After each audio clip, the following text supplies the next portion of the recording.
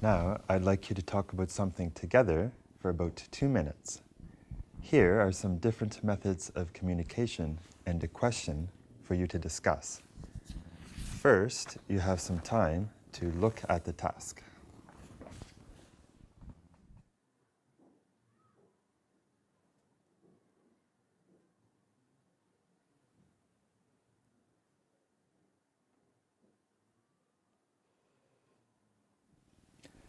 Now, talk to each other about the advantages and disadvantages of these different methods of communication.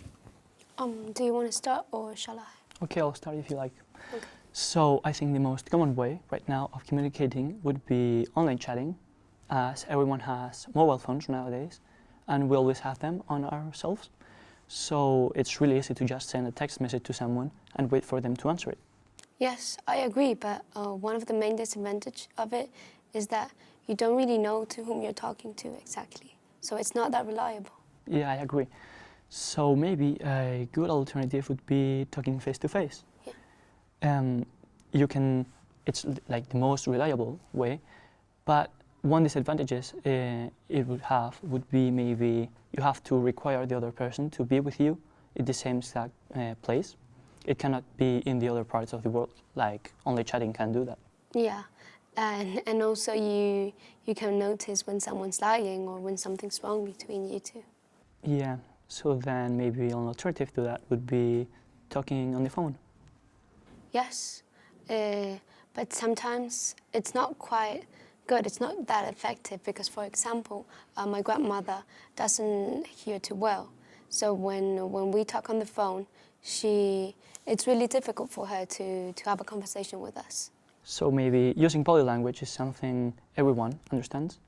So it may not be as easy as to communicate using body language if you lack the social skills, maybe. I agree. I mean, using body language is really difficult to see when someone's sad or when something's happening to them.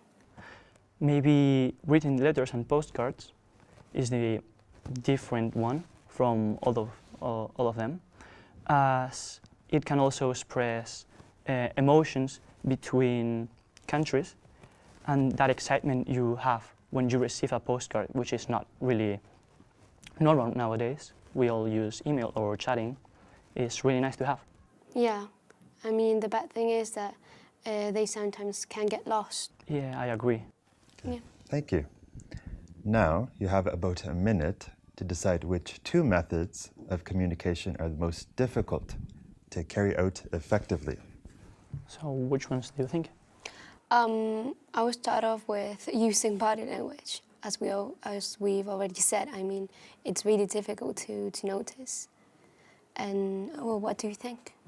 Yeah, also body language, as it expresses a lot without us noticing. Or maybe if we talk using body language only, like mimics do, it's really difficult, but it can express more than we think it can express.